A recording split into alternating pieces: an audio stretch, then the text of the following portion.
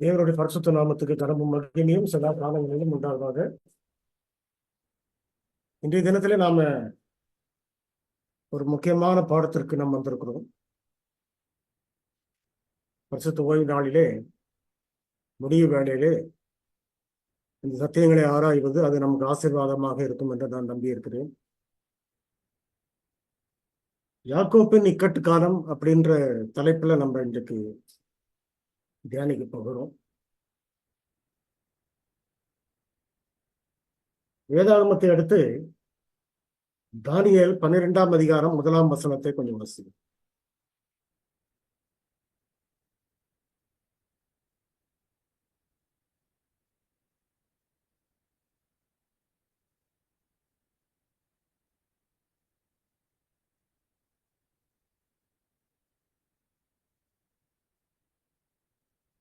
தானியேல் 12:1. 12:1. உன் ஜனத்தின் புத்திரருக்காக நிற்கிற பெரிய அதிபதியாகிய மிகாவேல் அக்காலத்திலே எழும்புவான். யாதொரு ஜாதியாரும் தோன்றினது முதல் அக்காலம் மட்டும் உண்டாயிராத ஆபத்து காலம் வரும். அக்காலத்திலே புஸ்தகத்தில் எழுதியிருக்கிறவர்களாக காணப்படுகிற உன் ஜனங்கள் அனைவரும் விடுவிக்கப்படுவார்கள். இந்த வசனத்தை நாம ஒரு தீர்க்க தரிசன வசனமாக நாம் பார்க்கிறோம்.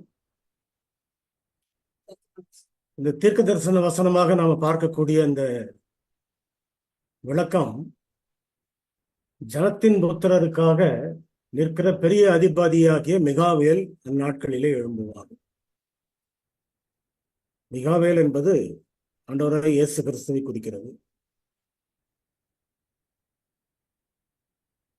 அதாவது இந்த தானியேல் 12ஆம் அதிகாரத்தினுடைய ஆரம்பம்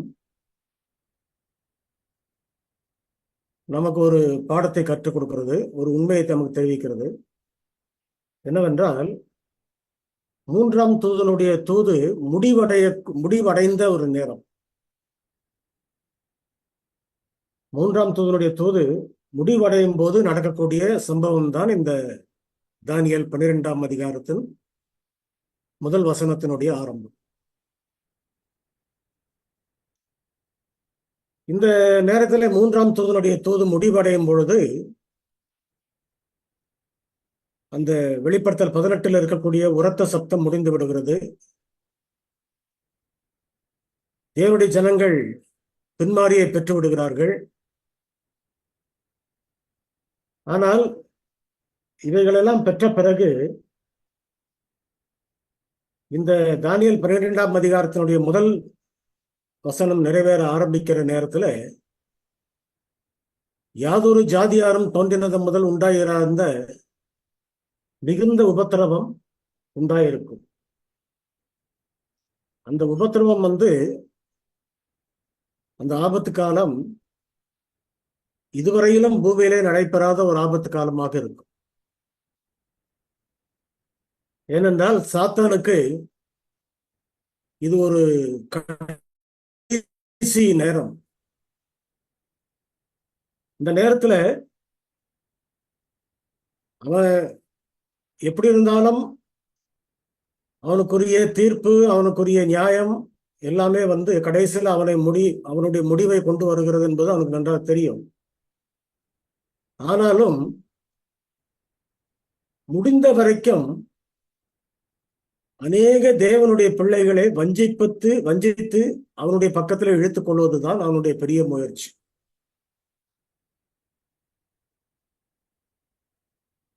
இப்பொழுது தேவனுடைய மக்கள் தங்களுடைய வேலைகளை முடித்து விட்டார்கள். கர்த்தரிடத்திலிருந்து இளைப்பாறுதலின் காலம், பின்மாரியினுடைய அனுபவம் அவர்களுக்கு கிடைத்து விட்டது. தங்களுக்கு முன்பாக இருக்கக்கூடிய உபத்திரவத்திற்கு அவர்கள் தங்களை ஆயத்தப்படுத்திக் கொண்டார்கள். அதாவது யாக்கோப்பின் இக்கட்டு காலம் வரப்போகிற அந்த நேரத்திற்கு முன்பாக தேவனுடைய ஜனங்கள் ஒரு ஆயத்தத்தை ஏற்படுத்திக் கொள்ளுகிறார்கள். அவர்கள் அந்த ஆயத்தத்தை ஏற்படுத்திக் கொள்ளுகிற வரைக்கும் தேவனுடைய கிருபை அவர்களோட கூட இருந்தது. எப்படிப்பட்ட ஆயத்தத்தை அவர்கள் பெற வேண்டும்? வரப்போகிற அந்த உபத்திரவ காலத்திலே தேவனுடைய ஜனங்கள் விசுவாசத்திலே குறை உள்ளவர்களாக, பலவீனம் உள்ளவர்களாக இருக்கக்கூடாது. ஆகையினாலே அவருடைய விசுவாசம் பலப்படத்தக்கதாக அவர்கள் தேவனுக்கு கிருபையின் கீழே அந்த விசுவாசத்தை அபியாசித்துக் கொண்டிருக்கிறார்கள்.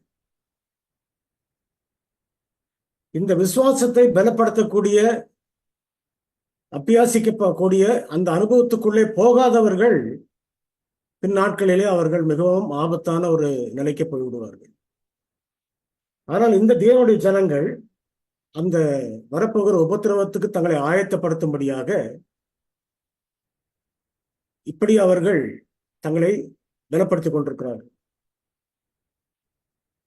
அந்த நேரத்திலே பரலோகத்திலே தேவதூதர்கள் இங்கும் அங்குமாக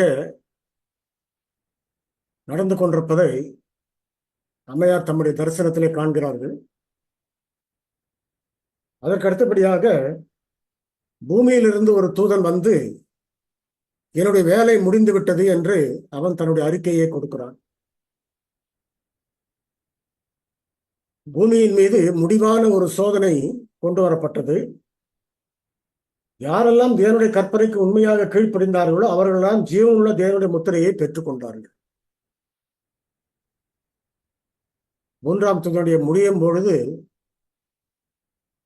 அந்த மூன்றாம் தூதனோட கூட நாம 2 நாட்கள் முன்பாக படித்த அந்த வெளிப்படுத்தல் 18ஆம் அதிகாரத்தினுடைய பலமுள்ள தூதன் அவனுடைய வேலையை முடிக்கும் பொழுது தேவனுடைய ஜனங்கள் பின்மாரியை பெற்றிருப்பார்கள், முத்திரையை பெற்று விட்டார்கள். இப்பொழுது இந்த முத்திரையை பெற்ற பிறகு இது கிருபையின் கதவு மூடப்படுகிறது. இதற்கு மேலே தேவனுடைய கிறிஸ்துவுடைய அந்த பரிந்து பேசும் இரக்கமானது அது எந்த மனுஷருக்கும் கொடுக்கப்பட போவதில்லை.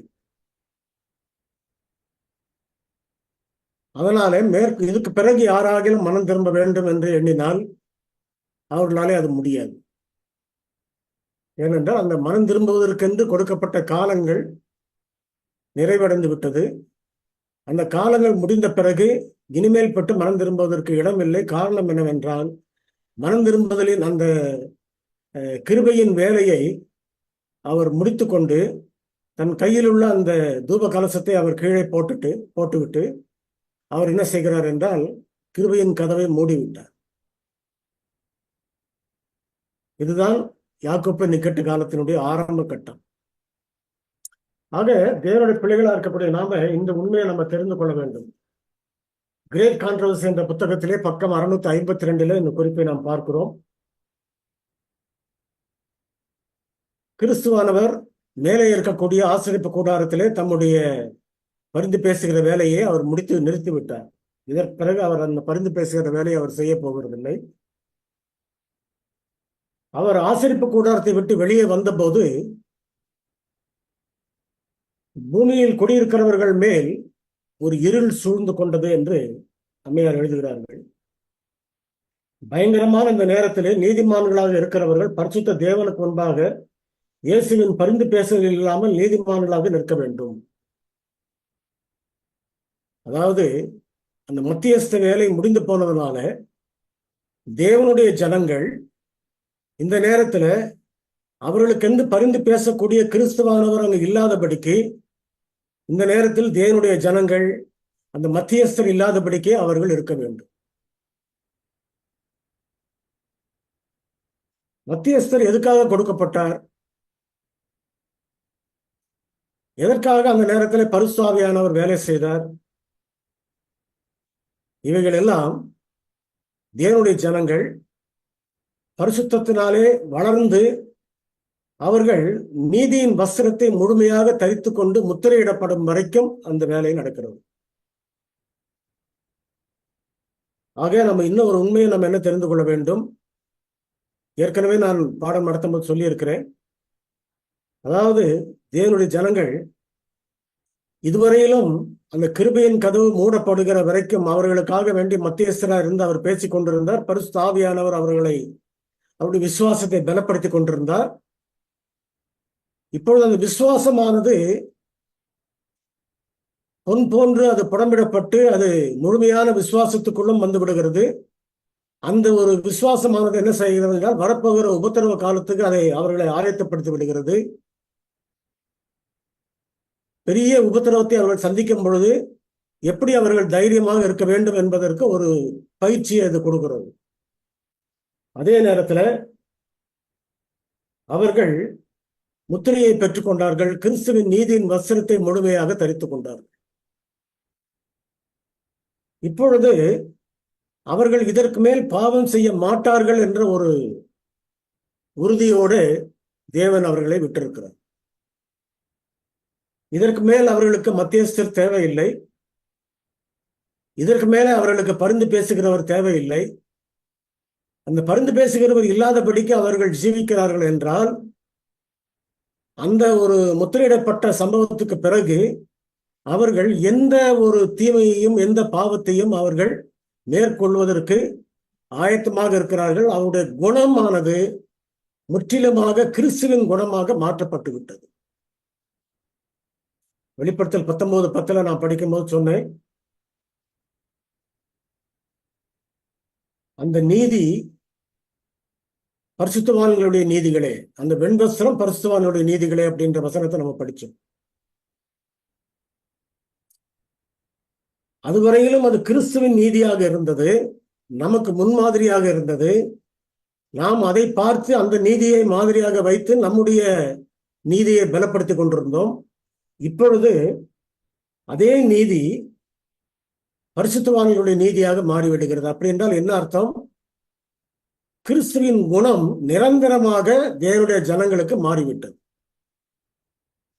இப்பொழுது அவர்கள் சோதனைப்பட்டோ அல்லது பாதிக்கப்பட்டோ அல்லது சோதிக்கப்பட்டோ வஞ்சிக்கப்பட்டோ விழப்போவதில்லை. அவர்கள் முற்றிலுமாக பரிசுத்தவான்கள் அப்படின்ற ஒரு தகுதிக்கு அவங்க வந்துட்டாங்க. ஆக இப்போ நம்ம என்ன பார்க்கிறோம்?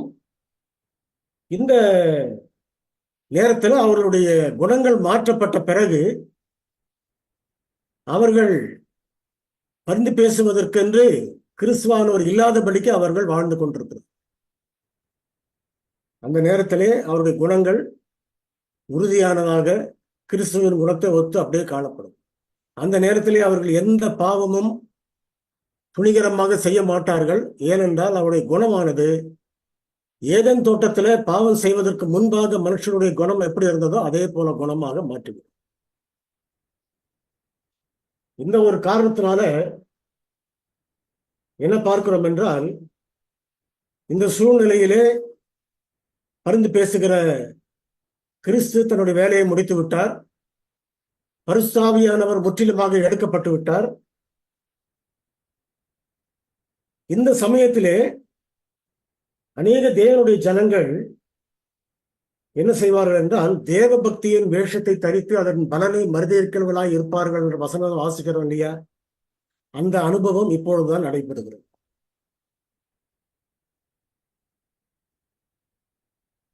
அதாவது யூதர்களுக்கு தேவனுடைய கிருபை எடுக்கப்பட்டு போச்சு. எடுக்கப்பட்டு போன நேரம் அவர்களுக்கு தெரியாது. அவருடைய நம்பிக்கை என்ன? தேவன் நம்மோடு தான் இருக்கிறார் அப்படின்றதான் அவங்களுடைய நம்பிக்கை. அவர்கள் கிறிஸ்துவை சிலுவையில் அறைந்த பிறகு, அதற்கு பிறகு அவர்களுக்கென்று கொடுக்கப்பட்ட கிருபையின் காலம் கிபி 70வது வருடத்தில் முடிவடைகிறது. அந்த 70வது வருடத்தில் முடிவடையும் போது எருசலேம் சேனைகளால் சூழப்பட்டு அது தீ கொளுத்தப்பட்டு அது அழிந்து போனது. அப்பொழுது அங்கிருந்த விசுவாச பிள்ளைகள், தேவனுடைய பிள்ளைகள், சீஷர்களும் மெய்யான கிறிஸ்தவர்களும் அந்த இடத்தை விட்டு அவர்கள் தப்பித்து அவர்கள் ஓடி போனார்கள்.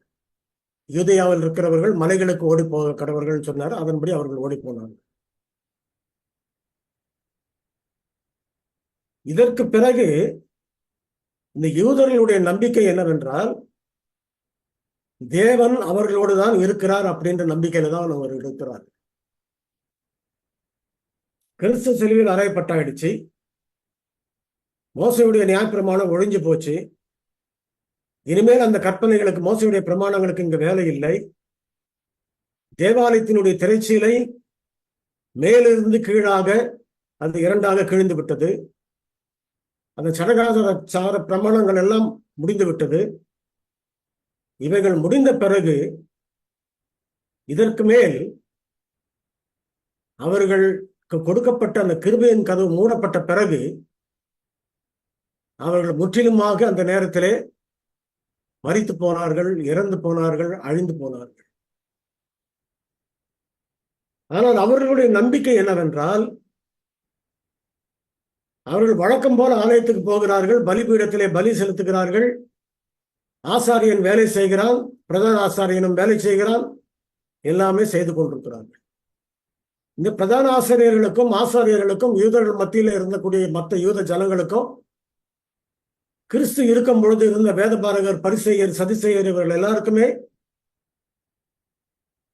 தேவன் தங்களோடு இருப்பதாக தான் நம்பிக்கொண்டிருக்கிறார்.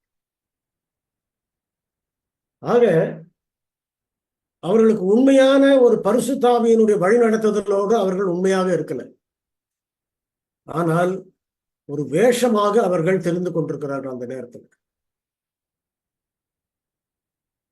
இந்த வேஷமானது என்ன செய்கிறது என்றால், அவர்களுக்கு மேல் வர வேண்டிய அந்த ஆபத்தையும் அழிவையும் இன்னும் உறுதிப்படுத்திக் கொண்டே இருக்கிறது.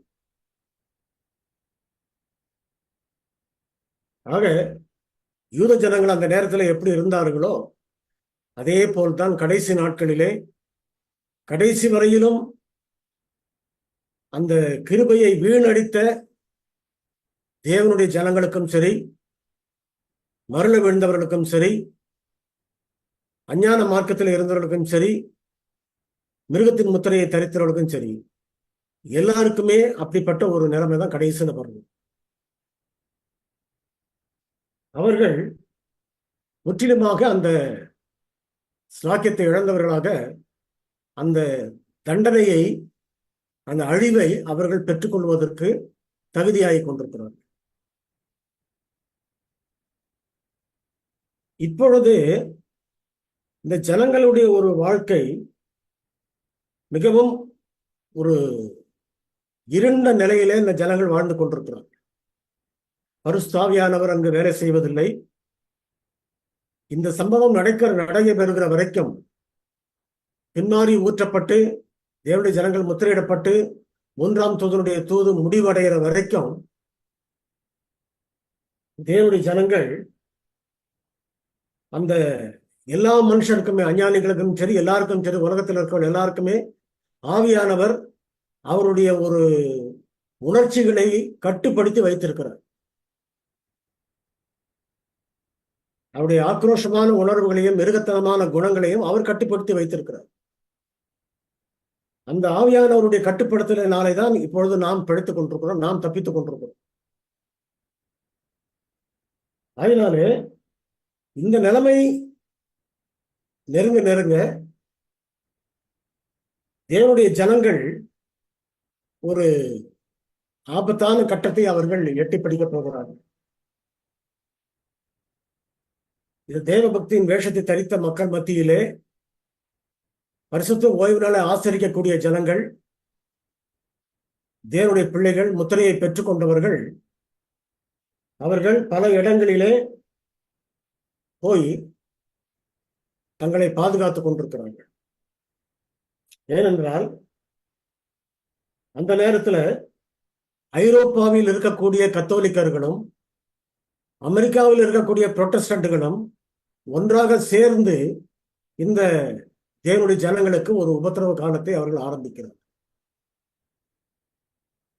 ஆக ஓய்வு நாளை ஆசரிக்கிற தேவனுடைய பிள்ளைகளுக்கு வரப்போகிற அந்த உபத்திரவமானது தான் யாக்கோபின் இக்கட்டுக்காலம். இந்த யாக்கோப்பினுடைய இக்கட்டு காலம் என்று ஏன் அதற்கு சொல்லப்படுகிறது? யாக்கோப்பு ஏற்கனவே பல பாவங்களை செய்துவிட்டுதான் அவன் தன்னுடைய தாய் மாமன் வீட்டுக்கு போனான். அங்க போயும் அவன் தன்னுடைய பலவீனத்தினாலும் தன்னுடைய குணங்களாலும் சில தீமைகளை செய்தான். இப்பொழுது அவன் திரும்பி வரும் பொழுது அவனுக்கு ஏற்பட்டிருக்கிற அந்த குணமானது, அவனுக்கு இருந்த அந்த குணமானது, வஞ்சிக்கிற குணம், ஏமாற்றுகிற குணம், எத்தல் என்ற அந்த குணமானது இப்பொழுது அவனுக்கு ஒரு தண்டனையை வாங்கி கொடுக்கிறது, ஒரு ஆபத்தான சூழ்நிலையை வாங்கி கொடுக்கிறது. என்ன ஆபத்தான சூழ்நிலை? பேட்டியசன் ப்ராபோசலை நம்ம படிக்கும் பொழுது அம்மையார் என்ன சொல்கிறார்கள் என்றால், அவனை அந்த நேரத்திலே எனக்கு கொல்லவும் அழிக்கவும் எனக்கு அதிகாரம் உண்டு, ஏனென்றால் அவன் பாவம் செய்து விட்டான், இனிமேல் அவன் இருக்கக்கூடாது என்று சாத்தான் என்ன செய்கிறான் என்றால், அவனை அழிப்பதற்காக தான் ஏசாவை தூண்டிவிட்டு அந்த 400 ஆட்களோடு கூட ஏசா வந்து கொண்டிருக்கிறான். ஆக இந்த நெருக்கடியான நேரத்துல யாக்கோப்புக்கு ஒரு பயங்கரமான நெருக்கடி. தன்னுடைய கஷ்டங்களும் தன்னுடைய கடந்த கால பாவத்தினாலே ஏற்பட்ட விளைவுகளும் அந்த தீமைகளும் தன்னுடைய குடும்பத்தில் உள்ளவர்களுக்கு தெரிய வேண்டாம் என்று சொல்லி அவர்கள் எல்லாம் தனியாக ஒரு இடத்துக்கு அனுப்பிவிட்டு இவன் மட்டும் தனியாக தேவனோடு இரவு முழுதும் போராடி கொண்டிருக்கிறான். சாத்தானுடைய குற்றச்சாட்டுகள் இருந்து கொண்டே இருக்கிறது. அவன் பாவம் செய்தான், அவன் அழிக்கப்பட வேண்டும், கொல்லப்பட வேண்டும், முற்றிலுமாக அவன் வரக்கூடாது. யாக்கோப்பை அதோடு அழித்து விட்டால் தேவன் ஒரு சந்ததியை இந்த பூமியிலே உருவாக்குவதற்கு அவர் போட்ட திட்டங்கள், ஆபிரகாம் மூலமாக போட்ட திட்டங்கள் எல்லாமே அழிந்து போய்விடும்.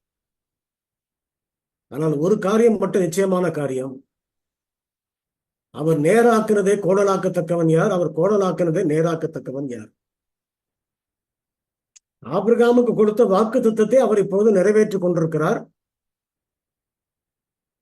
எப்படிப்பட்ட தடைகளை சாத்தான் ஏற்படுத்தினாலும் திடன் கொள்ளுங்கள், நான் உலகத்தை ஜெயித்தேன். அந்த வேலையை தான் இப்பொழுது ஆண்டவர் செஞ்சு கொண்டிருக்கிறார். ஆக இந்த யாக்கோப்பு இரவு முழுவதும் போராடி கொண்டிருக்கிறான். தேவனோடு அவன் போராடி, அவன் ராம் முழுவதும் அவனிடத்துல மன்றாடி தொடர்ந்து அவன் கேட்டுக்கொண்டே இருக்கிறான். என்ன கேட்கிறான்? நீர் என்னை ஆசீர்வதித்தால் ஒழிய நான் உம்மை விடமாட்டேன் அப்படின்னு சொல்லி கேட்டுக்கொண்டிருக்கான். என்ன ஆசீர்வாதத்தை அவன் கேட்கிறான்? நீங்க நம்ம நினைக்கிறோம் கடவுள் என்னை ஆசீர்வதிச்சாருன்னு சொல்லிட்டு நம்ம தாராளமா பேசிடுறோம். எல்லா கிறிஸ்தவர்களுக்கும் என்னன்னாக்கா இன்னைக்கு தேவையான அளவுக்கு பணமும் சொத்தும் ஐஸ்வர்யம் வந்துருச்சுன்னு சொன்னா கடவுள் என்னை ஆசீர்வதிச்சிட்டார் அப்படின்றத நம்பிக்கை தான். எவ்வளவுக்கு எவ்வளவு ஆடம்பரமான வாழ்க்கையும் ஐஸ்வர்யமான வாழ்க்கையும் நமக்கு இருக்கிறதோ அது அந்த அளவுக்கு கடவுள் என்னை ஆசீர்வதிச்சிருக்கிறார் அப்படின்னு தான் நம்ம நம்பிட்டு இருக்கோம். கடவுளுடைய ஆசீர்வாதத்திற்கும் சாத்தானுடைய ஆசீர்வாதத்திற்கும் வித்தியாசங்கள் உண்டு. அவருடைய கற்பனைகளுக்கு கீழ்ப்படுகிறதுனாலே தேவனாக கொடுக்கிற ஆசீர்வாதம் வேற, நம்முடைய புத்தியினாலே, நம்முடைய வஞ்சகத்தினாலே, நம்முடைய ஏமாற்று வேலைகளாலே, நம்முடைய குறுக்கு வழிகளாலே தீமையான வழிகளை நாம் கண்டுபிடித்து அந்த தீமையான வழிகளை பின்பற்றி அதன் மூலமாக சில பொருட்களை நம்ம ஈட்டி இருப்போமானால் அது ஆசீர்வாதம் கிடையாது. ஆக இவன் பெற்ற காரியங்கள் எல்லாவற்றையுமே தேவனுடைய சமூகத்தில் வைத்து அவன் மன்றாடி ஜெபித்துக் கொண்டிருக்கிறான். இதுவரைக்கும் நான் செய்ததெல்லாம் தப்பு, குறுக்கு வழியில தான் போய் நான் இந்த பாவத்தை செஞ்சுட்டேன். இந்த தவறுகளை நான் செய்ததுனால இனிமேல் என்ன செய்ய முடியாது, என்னால வரப்போகிற ஆபத்திலிருந்து என்னால தப்பிக்க முடியாது. என்னுடைய சகோதரன் 400 ஆட்களை கூட்டுக் கொண்டு வந்து கொண்டிருக்கிறான். எத்தனையோ வருடங்களுக்கு முன்பாக ஏற்பட்ட இந்த விரோதம் யாக்கோபும் அவனுடைய 12 பிள்ளைகளும் அங்க வந்திருக்கிறார்கள். அவனுடைய ஆடு மாடுகள் எல்லாம் வந்து அங்க தங்கி இருக்கிறது. ஒரு பெரிய பரிவாரத்தோடு அவன் வந்திருக்கிறான். அந்த நேரத்துல இத்தனை வருடங்கள் கழித்து அந்த வைராக்கியத்தோட அவனை அழிக்க வேண்டும் என்பதற்காக ஏசா வந்து கொண்டு அதை மறக்கல. அவன் என்னை வஞ்சித்துட்டு அவன் போயிட்டானே அப்படின்ற கோபம் அவனுக்கு இருக்குது. ஆக இந்த நேரத்துல யாக்கோப்புடைய போராட்டம், ஜெபம் எல்லாமே ஒரே ஒரு நம்பிக்கையின் அடிப்படையில அவர் பார்த்து கொண்டிருக்கிறார். என்ன நம்பிக்கை அது? தேவன் மிகுந்த கிருபை உள்ளவர், இரக்கம் உள்ளவர், உண்மையாக மனம் திரும்பி பாவத்தை அறிக்கை எடுக்கிறவர்களுக்கு அவர் நிச்சயமாகவே ஆசீர்வாதத்தை கொடுப்பார் அப்படின்ற ஒரு நம்பிக்கை மட்டும்தான் யாக்கோப்புக்கு இருக்குது. வேற எந்த நம்பிக்கையும் அவனுக்கு கிடையாது. நமக்கும் இருக்க வேண்டிய நம்பிக்கை அது ஒண்ணுதான். கடைசி நாட்கள்ல இருக்க வேண்டிய நம்பிக்கை அது ஒண்ணுதான் நமக்கு. இப்போ யாக்கோப்பு இரவு முழுதும் போராடிக்கிட்டு இருக்கும் பொழுது அவனுக்கு ஏற்பட்ட மனநிலை என்னவென்றால், தன்னுடைய பாவங்கள் அவனுக்கு உறுத்து கொண்டே இருக்கிறது. சாத்தான் என்ன செய்கிறான் என்றால், தன்னுடைய குற்றச்சாட்டை அவன் கூறிக்கொண்டே இருக்கிறான். சகரியாவனை பார்த்தோம் இல்லையா? அவனுக்கு விரோதம் செய்ய பக்கத்துல நின்று கொண்டிருந்தான் சொல்லி அவன் குற்றம் சுமத்தி கொண்டே இருக்கிறான். அந்த சாத்தானுக்கு மேலாக கிறிஸ்துவானவர் அந்த சாத்தானோடு அவர் யுத்தம் பண்ணி கொண்டிருக்கிறார். இந்த நிலையில தான் இது மோசைக்கு மட்டுமல்ல, யோபுக்கு மட்டுமல்ல, யாக்கோப்புக்கு மட்டுமல்ல, அவரை விசுவாசிக்கிற ஒவ்வொரு பிள்ளைகளுக்கும் முன்பாகவும் இப்படிப்பட்ட போராட்டம் இருந்து கொண்டுதான் இருக்கிறது. அதே போல மோசையுடைய சரீரத்துக்காக சாத்தான் போராடியது போல தேவனுடைய பிள்ளைகள் நீதிமான்களா இருந்து மரிக்கிறவர்களுடைய சரீரத்துக்காக கடைசி நாளிலே எழுப்புவதற்கு அவன் தடை செய்து கொண்டுதான் இருப்பான். தடைகளை மீறி அவர்கள் முத்திரிக்கப்பட்டதனாலே அந்த உயிர்த்தெழுதலை அவனால தடுக்க முடியாது. ஆக நம்ம என்ன பார்க்கிறோம்? இந்த கடைசி நேரத்துல யாக்கோப்புக்கு அவனுடைய மனநிலையில ஒரு பெரிய குழப்பம். பாவங்கள், குற்றங்கள் அவனுக்கு சுட்டி காட்டப்படும் வரை கொஞ்சம் கொஞ்சமாக அவனுடைய பாவங்கள் உணர்த்தப்படும் போது, நான் எதுக்குமே தகுதி இல்லாதவன், இவ்வளவு பெரிய பாவத்தை நான் செஞ்சிருக்கிறேனே அப்படின்ற அந்த உணர்வு அவனுக்கு அவனுடைய குற்ற உணர்வு அதிகமா அவனை தாக்குது. சரி, என்னுடைய தகப்பனாகிய ஈசாக்கு, என்னுடைய தகப்பனாகிய ஆபிரகாம், இவருடைய தேவனுடைய வாரிசுல நான் வருவேனா? அந்த சந்ததியில நான் இருப்பேனா, இருக்க மாட்டேனா? இவ்வளவு சாத்தா இப்படி என்ன அழிச்சிருவானா செஞ்ச பாவத்தினால? இப்படியெல்லாம் அவனுடைய போராட்டங்கள் அந்த இரவு முழுதும் ஓடிக்கொண்டிருக்கு. அவன் தன்னுடைய பலவீனத்தையும் குறைகளையும் அவன் எண்ணி பார்த்து அந்த ஒரு மோசமான, ஒரு கேவலமான ஒரு ஜீவியம் அவனுக்கு இருக்கிறதை அவன் எண்ணி பார்த்து, தன்னுடைய தகுதியின்மையை அவன் எண்ணி பார்க்கிற நேரத்துல அதை அவன் அறிக்கையிட்டு விட்டு விடுவதற்கும் தினத்திலே மன்றாடி அவன் மன்னிப்பு பெற்றுக் கொள்வதற்குரிய நேரம் இருக்கிறது, வாய்ப்பு இருக்கிறது. ஆனாலும் அந்த ஒரு மனநிலையை சாத்தான் பயன்படுத்திக் கொள்கிறான். இப்படிப்பட்ட பாவத்தை இவன் செய்திருக்கிறபடியினாலே இவன் என்ன செய்ய வேண்டும்? மரிக்க வேண்டும், சாக வேண்டும், அழிய வேண்டும், அவனை நாங்கள் கொன்று போடுவேன் அப்படின்றதுதான் சாத்தானுடைய ஒரே ஒரு வைராக்கியமான ஒரு காரியம். ஆகையினாலதான் ஏசாவை அவன் வர வச்சிருக்கிறான். ஆனால் யாக்கோப்புடைய விண்ணப்பம், அவருடைய ஜெபம் கடைசி வரையிலும் போராடி கொண்டிருக்கிறது. எப்படி போராடுகிறது? நீர் கிருபை உள்ளவர், நீர் இரக்கம் உள்ளவர், இந்த பாவங்கள் இனிமேல் என்னை இடத்துல தாங்காதபடி, என்ன இடத்துல என்னை மேற்கொள்ளாதபடிக்கும், இந்த பாவத்தினால ஏற்படக்கூடிய தலைக்குனிவு, அவமானம், இந்த பாவத்தினால ஏற்பட்ட விளைவுகள் எல்லாவற்றையும் நீர் நீக்கி போட்டு என்னை நீர் பரிசுத்தப்படுத்தி ஆசீர்வதித்தால் ஒழிய நான் உம்மை விட மாட்டேன் அப்படின்னு தேவனுடைய ஜனங்கள் கேட்க வேண்டிய ஆசீர்வாதம் இந்த பூமியிலே வாழ்வதற்கு முட்டம் அல்ல, என்னுடைய சொத்து சௌரியம், என்னுடைய ஐஸ்வர்யம், என்னுடைய வாழ்க்கை, என்னுடைய திறமை இதெல்லாமே வளர்ந்திருக்க வேண்டும். பூமியிலே மனுஷர் என்னை மதிக்க வேண்டும். பூமியிலே அவர்கள் என்னை உயர்வாக எண்ண வேண்டும். ஏனென்றால் நான் கடவுளுடைய பிள்ளை, அவர்கள் என்னை ஏளனமாக நினைக்கக்கூடாது. அப்படியெல்லாம் நம்ம நினைச்சு சொத்துக்களையும் ஐஸ்வர்யங்களையும் நம்ம சேர்த்துக் கொள்ளும்படி சாத்தான் அவளை வஞ்சிக்கிறான். ஆக இந்த நேரத்தில் என்ன பார்க்கிறோம், யாக்கோப்புடைய அந்த நிலைமை பலவீனமான ஒரு நிலைமை, அவனுடைய குற்ற உணர்வை சாத்தான் பயன்படுத்திக் கொண்டான்.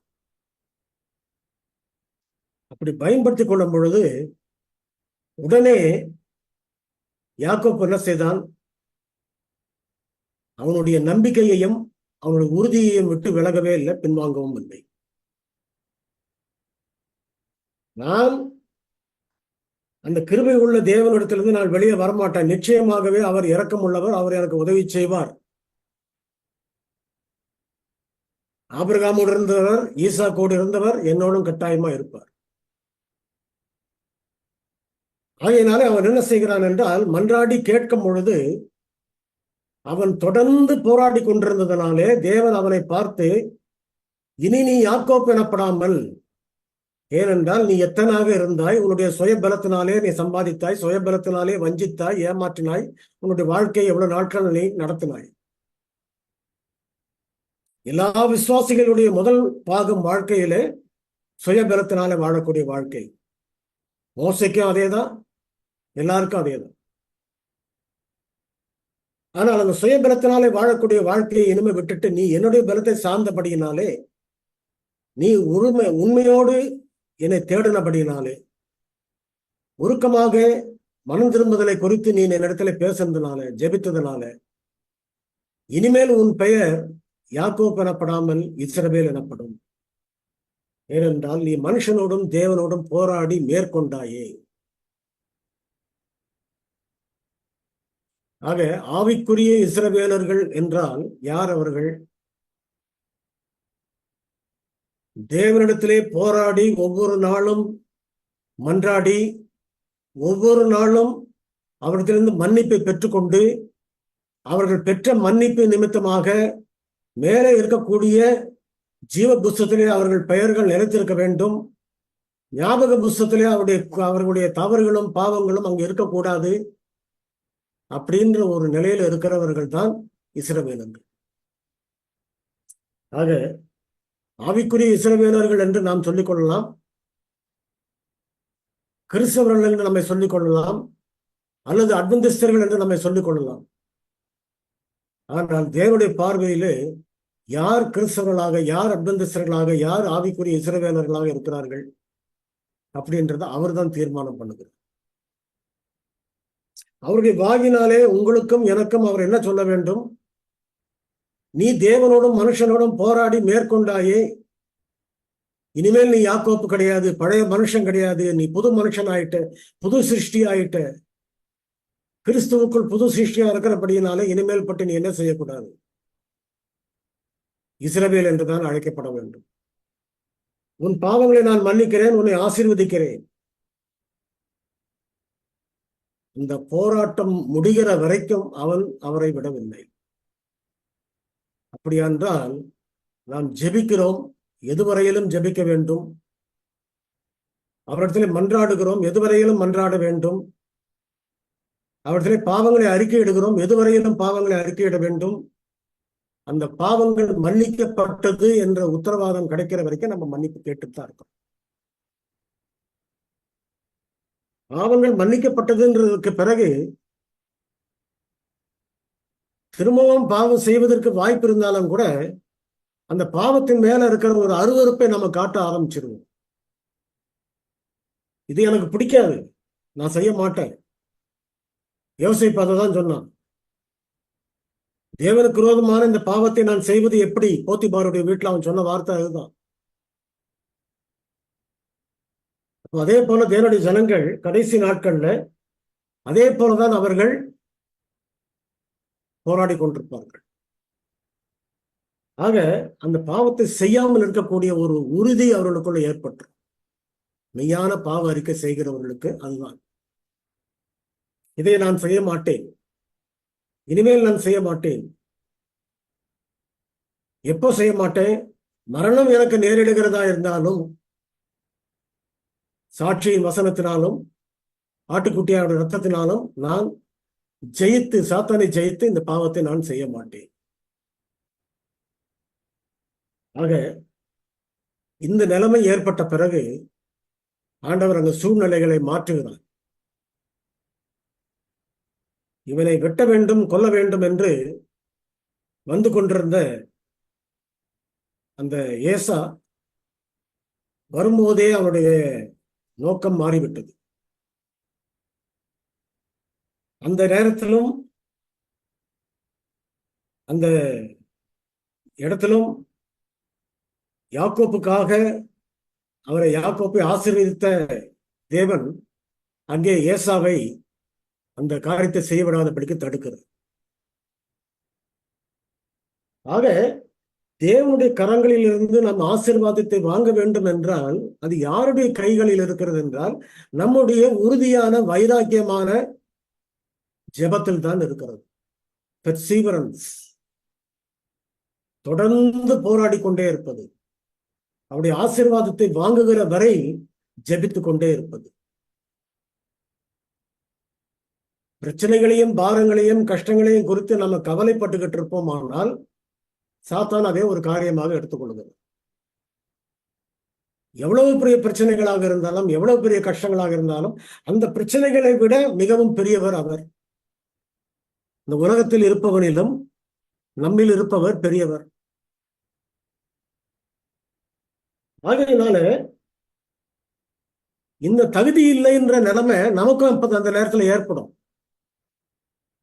நாம நம்முடைய பாவங்கள் எல்லாம் உணர்த்தப்பட்டு நம்முடைய பாவங்கள் எல்லாம் குற்றங்கள் எல்லாம் வந்து காட்டப்படும் பொழுது எப்படி சகரியா பக்கத்துல இருந்து குற்றம் சாட்டி கொண்டிருந்தாலும் அதே போல நம் பக்கத்திலும் நின்று குற்றம் சாட்டி கொண்டிருப்பான் சாத்தான் அந்த நேரத்துல. அப்போ நம்முடைய பாவங்கள் உணர்த்தப்படும் போது நம்மளுடைய கில்ட்டி கான்சியஸ் அதிகமாகும் பொழுது நமக்கு பயங்கரமான ஒரு கவலையும் மனவேதனைகளும் ஏற்படும். ஆனால் அந்த மனவேதனைகளினாலே ரெண்டு கூட்டங்கள் இருக்கிறது அந்த நேரத்துல. ஒரு கூட்டமுடைய மனம் திரும்புதல் எப்படின்னு சொன்னா ஏசாவை போல, யூதாஸ் காரியத்தை போல அவர்கள் தாங்கள் செய்தது பாவம் என்று உணர்ந்தார்கள். ஆனால் அந்த பாவத்தை கொண்டு போய் தேவனுடைய பாதத்திலே வைத்து மன்னிப்பை கேட்கிறது. அதே போல விசுவாசத்தை அபியாசிக்காதவர்கள், சத்தியத்தை தெரிந்து கொள்ளாதவர்கள், படிக்காதவர்கள், ஆராயாதவர்கள், இன்னைக்கு நேரங்களை வீணாக்கினவர்கள்,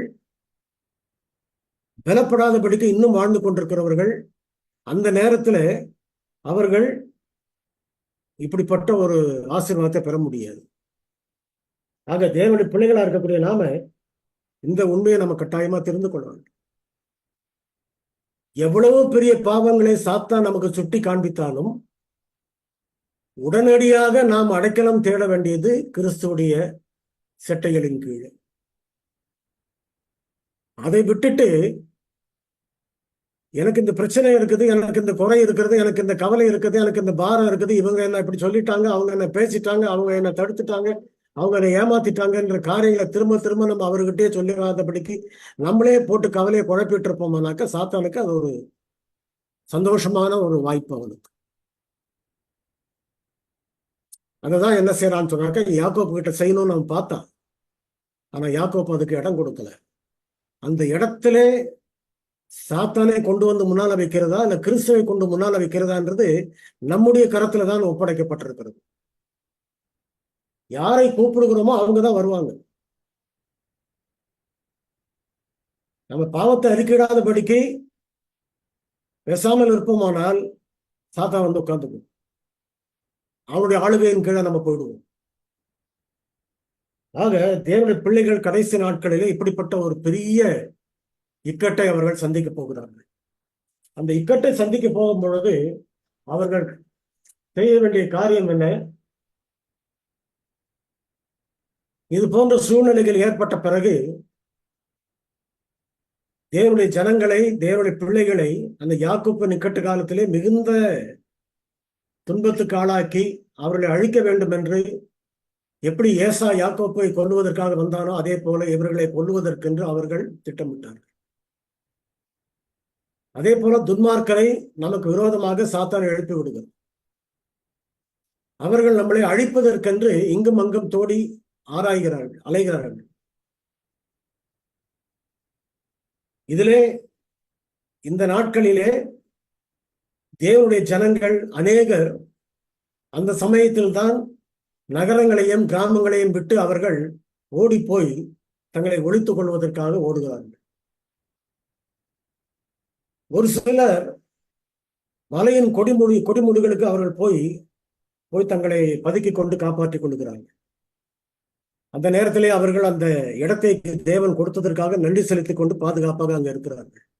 ஆனால் மீதமானவர்கள் எல்லாருமே அந்த இடத்துல போய் இருக்க போறதில்லை. ஒரு சிலர் சிறைச்சாலையிலே கிடப்பார்கள்.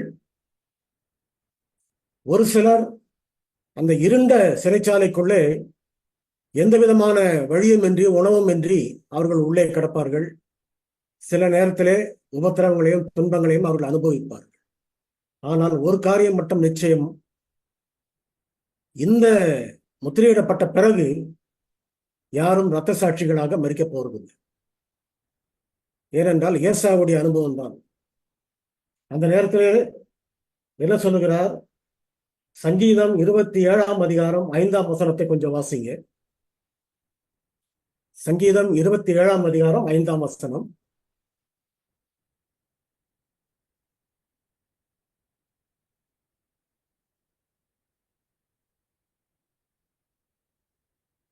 இருபத்தி 5:5ங்களா? தீங்கு நாளில் அவர் என்னை தம்முடைய கூடாரத்தில் மறைத்து, என்னை தமது கூடார மறைவிலே ஒளித்து வைத்து, என்னை கன்மலையின் மேல் உயர்த்துவார். தீங்கு நாளிலே என்னை கூடாரத்தின் மறைவில் வைத்து மறைத்து, அதாவது அந்த நேரத்துல நோவாவை அவர் மறக்கல, அப்போஸ்தலனாகிய பவுல் அவர் மறக்கல, சிறைச்சாலையில் இருந்த பேதுரு அவர் மறக்கல, மீன் வைத்துக் கொண்டிருந்த யோனாவை அவர் மறக்கல. அடுத்தது எலியா பசியா இருக்கும் போது அவருக்கு சாப்பாடு கொடுக்கறதுல அவர் மறக்கல. ஆக கிரேட் கான்ட்ரவர்சி என்ன படிக்கிறோம் என்றால், தேவ தூதர்கள் அவர்களை போஷிப்பார்கள். நம்ம இப்ப ஒரு எந்த இடத்துல போய் நம்ம நம்மை பாதுகாத்து கொள்வது என்பதுக்கு ஒரு இடத்தை நம்ம இப்ப ஆயத்தப்படுத்த வேண்டிய அவசியம் கிடையாது. ஞாயிற்றுக்கிழமை சட்டம் வந்தா நம்ம இங்க போயிடலாம் அங்க போயிடலாம்னு நினைக்க முடியாது. யார் எங்க போகணுன்றது தேவன் தான் நியமிக்கிறார்.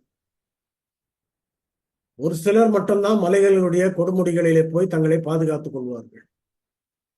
ஒரு சிலர் சிறைச்சாலைகளிலே கிடப்பார்கள். அந்த உபத்திரவமான நேரத்துல சிறைச்சாலையில இருந்தாலும் சரி, அவர்கள் மலையின் கொடுமுடிகளில் இருந்தாலும் சரி, அவர்கள் காடுகளிலே போய் ஒளிந்து கொண்டிருந்தாலும் சரி, அவர்கள் எங்க இருந்தாலும் தேவ தூதர்கள் அந்த நேரத்திலே இஸ்ரவேல் ஜனங்களுக்கு மன்னாவை கொடுத்து போஷித்தது போல அவர் போஷிப்பார். நம்முடைய சார்ந்திருத்தல் முழுமையாக தேவனை மட்டுமே தான் இருக்கும். நாம வேலை செய்யவும் முடியாது, சம்பாதிக்கவும் முடியாது. அதற்கு முன்பாகவே நம்முடைய சொத்துக்கள், நம்முடைய ஐஸ்வர்யங்கள், நம்முடைய நிலங்கள், பாடங்கள் எல்லாமே பறிக்கப்பட்டு போயிடும். அந்த நேரம் நமக்கு நெருங்கிட்டு தான் வருது. ஆகையினால அது பறிக்கப்பட்டு போன பிறகு தேவனுடைய ஜனங்கள் அந்தந்த இடங்களை விட்டு அவர்கள் வெளியே போக ஆரம்பித்து விடுவார்கள். நாம் ஒரு இடத்துல வாழ்ந்து கொண்டிருக்கிறோம், ஒரு நெருக்கடி ஏற்படுகிறது, ஒரு ஆபத்து ஏற்படுகிறது, இது மேற்பட்டு நம்ம இங்க இருக்க முடியாது, போகிறோம்னு சொன்னா கடவுளுடைய சித்தம்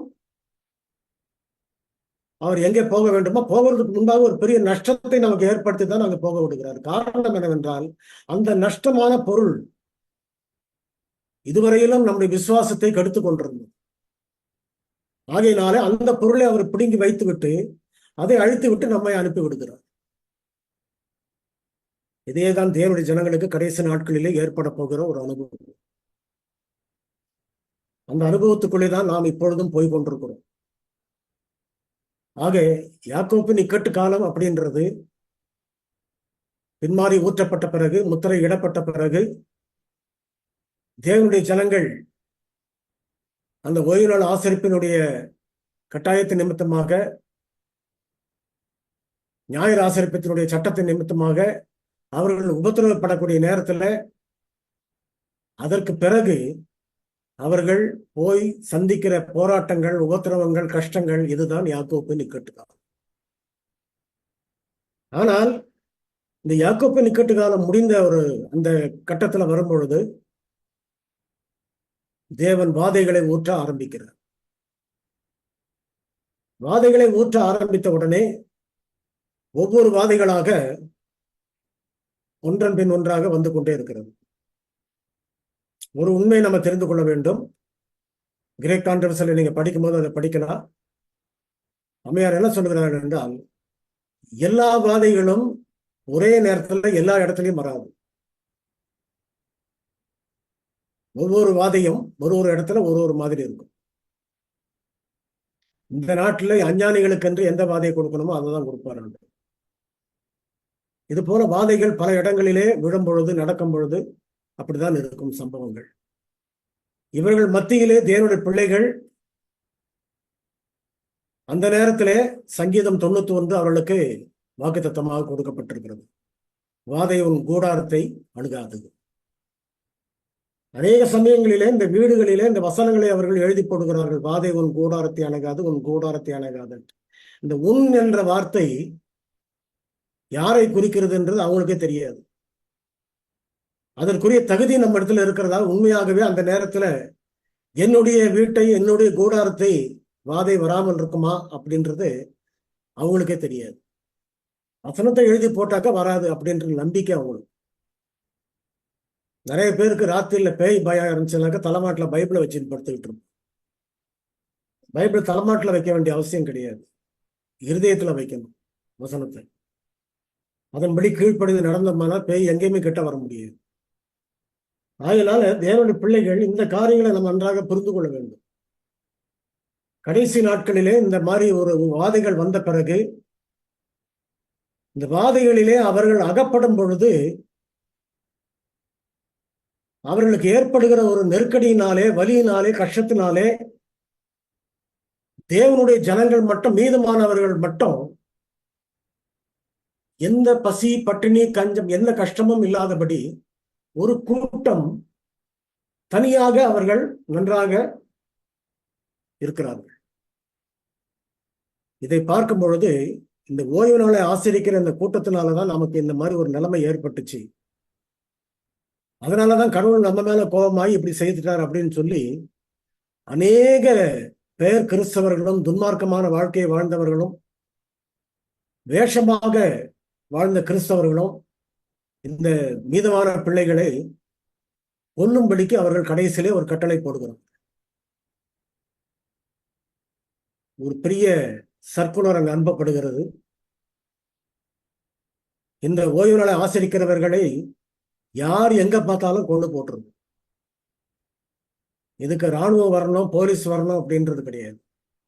நீங்களே எங்க பார்த்தாலும் அவங்களை கொண்டு போட்டுரும். இப்போ இவர்களுடைய ஆபத்து, நெருக்கடி மிகவும் அதிகமாக வருகிறது. அந்த சர்க்குலர்ல என்ன சொல்லப்பட்டிருக்கிறது? அந்த மீதமான பிள்ளைகளை, தேவனுடைய ஜனங்களை நீங்கள் வெட்டி கொண்டு போடுங்கள். டெத் டிகிரி கொடுக்கப்பட்டாயிடுச்சு. இந்த நேரத்துல வாக்குத்தத்தம் நமக்கு என்னன்னு சொன்னா, முத்திரையிடப்பட்ட பிறகு யாரும் ரத்த சாட்சியா மறிக்க போறது இல்லை. அதுக்கு பிறகு யாக்கோப்பை துன்மார்க்கர் கையில தேவன் ஒப்பு கொடுக்கல, ஏசா கையில ஒப்பு கொடுக்கல. அதே போலதான் மீதமான பிள்ளைகளுக்கு கடைசி நாட்களிலே ரத்த சாட்சிகள் அதுக்கு பிறகு வரப்போறது இல்லை.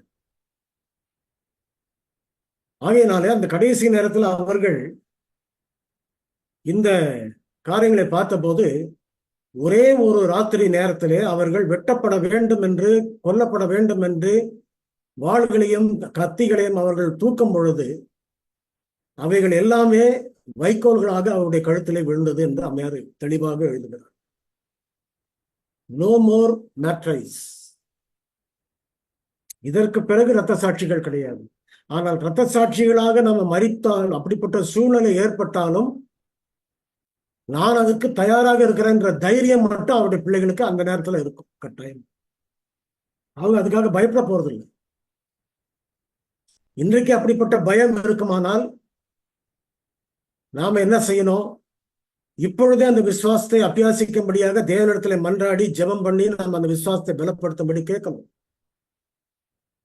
எத்தனையோ பிரச்சனைகள், எத்தனையோ காரியங்கள் நம்மை பயமுறுத்தி கொண்டுதான் இருக்கிறது. ஒவ்வொரு நேரமும் ஒவ்வொரு வினாடியும் நமக்கு ஆபத்துகளையும் பிரச்சனைகளையும் கொடுத்து கொண்டுதான் இருக்கிறது. சத்தியத்தை நம்ம எல்லாம் கேட்கிறோம். கேட்டு நம்ம வீட்டுக்கு போன உடனே ரெடியா இன்னொரு பிரச்சனையை வச்சிருப்பான் சாத்தாங்க. போகும்போதே கொடுத்து இங்க படிச்ச சத்தியத்தை எல்லாம் நீங்க மறந்துருங்க அப்படின்ற மாதிரி ஆக்கி விட்டுருவோம். போகும்போதே நீங்க ஜெபத்தோட போராடிட்டு போங்க. இனிமேல் என்னுடைய வீட்டிலையும் ஆசீர்வாதத்தை பார்க்கணும், உங்களுடைய ஆலயத்தையும் ஆசீர்வாதத்தை பார்க்கணும், என்னுடைய வாழ்க்கையிலேயும் ஆசீர்வாதத்தை தான் பார்க்கணும். நீர் என்னை ஆசீர்வதித்தாலுமே நான் உண்மை விட மாட்டேன்ற ஜெபத்தோடய போயிட்டு இருங்க. நிச்சயமாகவே தேவன் அவருடைய பிள்ளைகளை ஆசீர்வதிப்பார். கடைசி நாட்களிலே எந்த மரண தண்டனையோ எந்த விதமான ஆபத்தோ அவருடைய பிள்ளைகளை ஒன்றுமே செய்ய போறதில்லை. ஆனாலும் உபத்திரவத்திலும் ஆபத்திலும் அவர்கள் உறுதியாக நிற்பதற்கு தேவையான விசுவாசத்தின் பலத்தையும் அவர்கள் ஏற்கனவே பெற்றுக்கொண்டார்கள். எப்படி கிறிஸ்துவானவருடைய சிலுவை அவருக்கு வரும் பொழுது அவர் கவலை இல்லாதபடிக்கு இருந்தாரோ அதே போல்தான் நாமும் இருக்கும். அந்த நேரத்துல நமக்கு ஏற்படுகிற பயம் எல்லாம் என்னவென்றால், ஒருவேளை தேவன் என்னுடைய பாவத்தை ஏதாவது மன்னிக்காமல் உச்சரிக்கிறாரா, நான் அறிக்கையிடாத பாவம் ஏதாவது இருக்கிறதா, இந்த பயம் மட்டும் நமக்கு கடைசி வரைக்கும் இருந்துகிட்டு தான். ஏனென்றால் கிறிஸ்துவுக்கும் அதே போல மரித்தோரிலிருந்து உயிரோடு எழும்புற வரைக்கும் அவருக்கு நிச்சயமான உறுதி கொடுக்கப்படலை. அவருடைய தியாகம் ஏற்றுக்கொள்ளப்பட்டதாக சொல்லப்படலை. கடைசி வரைக்கும் அந்த இருளில் தான் இருந்தார். அது காரணம் என்னவென்றால், மனுஷருக்கும் தேவனுக்கும் இடையில இருக்கக்கூடிய இடைவெளி அப்படிப்பட்ட இடைவெளி. என் தேவனை ஏன் என்னை கைவிட்டீர்னு அவர் அங்கலாய்த்தார் இல்லையா, அதே அங்கலாய்ப்பு நமக்கு கடைசி வரைக்கும் இருக்கும். ஆனால் அவர் கடைசி நேரத்துல, அரை மணி நேரத்துல எல்லாமே அமைதியான போன நேரத்துல அவர் அங்கிருந்து கிளம்புறதுக்கு முன்பாக முற்றிலுமாக எல்லாம் மாற்றப்பட்டுவிடும். அதுக்கு பிறகு அவர் அங்கிருந்து கிளம்பும் போது அவர் தன்னுடைய இதுக்கு மேல அசுத்தமா இருக்கிறவன் அசுத்தமா இருக்கட்டும், அவன் அதோட அசுத்தமா இருக்கிறவன் அசுத்தமா இருக்கட்டும் அப்படின்னு விட்டுறான். ஆகையினால தேவனுடைய பிள்ளைகள் நம்ம கடைசி நாட்களிலே சந்திக்க போகிற காரியங்கள் இதுதான். இந்த ஒரு நம்பிக்கையோட தான் இப்ப நம்ம வாழ்ந்துட்டு இருக்கிறோம். இப்பொழுதுக்கே நமக்கு எந்த வகையிலே அவருடைய ஆசீர்வாதத்தை நம்ம பெற வேண்டும், அதுதான் ஒவ்வொரு நாளும் நாம் செய்ய வேண்டிய மிகப்பெரிய வேலை. இன்றைய தினம் ஒரு பாவத்தோட நம்ம உறங்க போக வேண்டாம். அந்த பாவத்துக்கு மன்னிப்பை கேட்டு பெற்றுக்கொண்டு நீங்க போங்க. எந்த பாவமும் நமக்கு உணர்த்தப்படாதபடிக்கு அவர் மன்னிப்பு கொடுக்கறது இல்லை. என் பாவம் என்னன்றது எனக்கே தெரியும். அந்த பாவத்தை கட்டாயம் நான் அவர்கிட்ட சொல்லணும். முற்காலத்துல நான் யாக்கோப்பை போல ஏமாத்தினேன். முற்காலத்துல நான் யாக்கோப்பை போல தப்பு பண்ணேன். என் சுயபலத்தை சார்ந்து நின்னேன். அதெல்லாம் நீர் என்னை மன்னித்தரணும். நீர் என்னை மன்னித்து ஆசீர்வதித்தாலே நான் விட மாட்டேன். ஆக வீணான பயங்களும் கலக்கங்களும் சாத்தான் கொண்டு வர அதைரியங்களும் நமக்கு வேண்டாம். அவனுக்கு மேல நம்மை பலப்படுத்துகிற ஆசீர்வதிக்கிற தேவன் நமக்கு உண்டு. அவருடைய கரங்கள் எப்பொழுதும் நம்மோட கூட இருக்கும். தேவன் தாமே இந்த ஆசீர்வாதத்தை உங்களுக்கும் எனக்கும் கொடுப்பாராக. ஆமென். ஆமீன். ஆமீன். ஆண்டவருக்கு நன்றி. யாக்கோபின் இக்கட்டு காலம் என்பது எத்தனையோ செய்தி கேட்டு இருந்தாலும் இன்னைக்கு ரொம்ப தெளிவா நாம யாரு, அந்த காலம் எப்போ ரொம்ப தெளிவா ஆண்டவர் உங்க மூலமா ஆண்டவர் எங்களுக்கு வெளிப்படுத்தினார். ஆண்டவருக்கு நன்றி. ஐயாவுக்கும் நன்றி. ஐயா, முடிவு ஜபத்தையும் செஞ்சிருந்தீங்களா? எங்கள் மீட்பெரும் கன்மலையின் ஜீவனமாய கர்த்தாவே, உம்முடைய பரிசுத்த நாமத்துக்கே கனமும் மகிமையும் சதா காலங்களிலும் உண்டாவதாக. நீர் எங்களை காண்கிற தேவனாக இருக்கிறபடியினாலே இந்த நேரத்தில் உம்முடைய கரங்களிலே எங்களை ஒப்புவிக்கிறோம். எங்களை ஏற்றுக்கொள்ளும், எங்களை பலப்படுத்தும், எங்களுடைய மீறல்களை மன்னித்தரலும். சத்தியத்தை கேட்ட ஒரு பிள்ளைகளாகிலும் ரட்சிப்பை இழந்து விடாதபடிக்கு நீர் அவர்களை பாதுகாத்து கிருபையாய் வழிநடத்தி அவர்கள் இந்த சமாதானத்தையும் இளைப்பாறுதலையும் முழுமையாக பெற்றுக்கொள்ள நீர் அவர்களுக்கு கிருபை செய்கிறார். நாட்களின் கடைசியிலே நாங்கள் ஜீவிக்கிறோம். எங்களை சுற்றிலும் இருக்கக்கூடிய தீமைகள் அதிகமாக இருக்கிறது. அநேக சமயங்களிலே நாங்கள் சத்துருடைய வஞ்சகத்திலே நாங்கள் விழுந்து விடுகிறோம். அவருடைய தந்திரங்களை நாங்கள் புரிந்து கொள்ளத்தக்கதாக நீர் எங்களுக்கு ஞானத்தை தாரும், பலத்தை தாரும். சோதனையில் விழுந்து விடாதபடிக்கு நாங்கள் எச்சரிக்கையாக இருக்கத்தக்கதான பலத்தை தாரும். இந்த நேரத்தில் உங்களுடைய பிள்ளைகளை நீர் ஆசீர்வாதத்தோடு அனுப்பும். அவருடைய பலவீனங்களை நீர் மன்னித்து ஏற்றுக்கொண்டு நீர் அனுப்பும். அவர்கள் இந்த வரப்போகிற அந்த நித்தியத்துக்கு தங்களை ஆயத்தப்படுத்திக் கொள்ளத்தக்கதாக நீர் அவர்களை வழிநடத்தும். வரப்போகிற அந்த உபத்திரவ காலத்துக்கு தங்களை ஆயத்தப்படுத்திக் கொள்ளவும், அதை சந்திக்கும்படியான விசுவாசத்தை அவர்கள் முழுமையாக பெற்றுக்கொள்ளவும், அவருடைய விசுவாசம் பொன் போன்ற விசுவாசமாக இருக்கத்தக்கதாக நீர் அவர்களுக்கு கிருபை செய்திருந்த தகப்பனே. அவர்களை புடமிட்டு, அவர்களை சிற்றித்து, அவர்களை கடிந்து கொண்டு, அவர்களை நேசித்து அரவணைத்து நீர் கொண்டு செல்ல வேண்டுமாய் கெஞ்சுகிறோம். உடைய கிருபையும் உடைய பிள்ளைகளோடு கூட எப்பொழுதும் இருப்பதாக பலப்படுத்தும், ஆசீர்வதியும். இயேசுவின் மூலமான தாழ்மையோடு கெஞ்சுகிறோம் கர்த்தாவே. ஆமென். ஆமென். அருமையான ஒரு தூது. மோனிகா சிஸ்டர், நீங்க முடிச்சிடுங்க. இதுங்க இல்லைங்களா முடிவுக்காரன்?